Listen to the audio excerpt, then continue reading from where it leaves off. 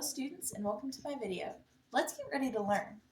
I bet you're wondering, Mr. Greer, why do you have two pieces of foil and a giant glass water bowl? Well, let me ask you this question. Let's make a prediction. What will happen if I were to just set this piece of foil in my water? Will it sink or would it float? Using your prior knowledge, I want you to answer this question. Okay, I've heard some mixed answers, but let's see what our answer is. It floats! That's so cool. Okay, but let me ask you another question. What if I crumple up this piece of foil into a tiny foil ball? What do you think is going to happen? It's still foil. It's the exact same size as our last piece. What's going to happen? Predict. It sank. But why did it sink? It was still the exact same size foil. Why did it sink? Well, by the end of today's video, we'll know the answer. Now it's your turn.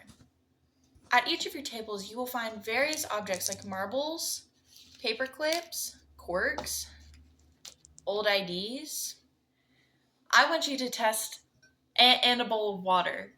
I want you to test whether or not these items float or sink. While you're testing this, I also want you to write in your science journals why you think that is. Is it because of the size? Is it because of the weight? Make sure to write down your answers in your science journals. Thanks. Now let's start to make sense of all this stuff. Why do things float and why do things sink? Well, that's all thanks to our wonderful formula here. Density equals mass over volume. But what is density? What's mass and what's volume? Well, density is how much mass is in a space. Mass is typically measured in grams. Our definition that I want you to write in your science journals is the amount of matter that makes up an object. That is our definition for mass. The amount of matter, which we've learned earlier, that makes up an object, such as a marble, for example.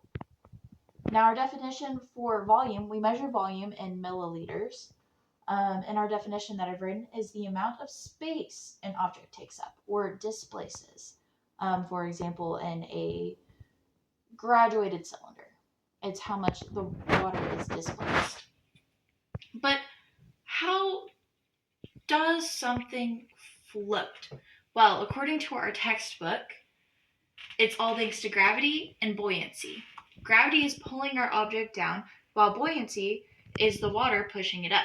They equal each other out, and the buoyancy pushes our object upwards and pushes things out of the way.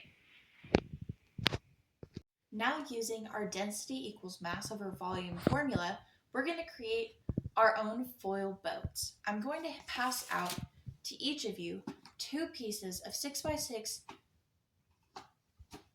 pieces of foil. Now, of course, this is not 6x6, but I don't like wasting my foil. So, each of you will have the chance to create your own foil boat, and we're going to have a bit of a competition to see who can have the most marbles in their foil boat.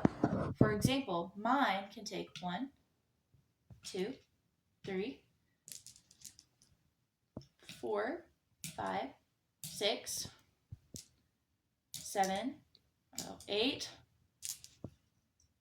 It can take 8 marbles. Now let's say that we have a friend named Charlie, for example, and he makes the statement, heavy objects always sink and light objects always float. Do y'all agree or disagree? Turn to a partner and discuss this. Okay. Now let's say that many of you have created your foil boats. This is a great friend of mine's boat that they created. Let's see how many this carries. Let's see. Well, it floats. It can carry 1, 2. Based on what we know, explain why your foil boat either sank or floated. Why maybe your friends carried 8 and yours carried 2. How did your boat's design affect its overall density? Discuss this with your table. And then when you're done discussing your answer, I'd like you to write your answer in your science notebook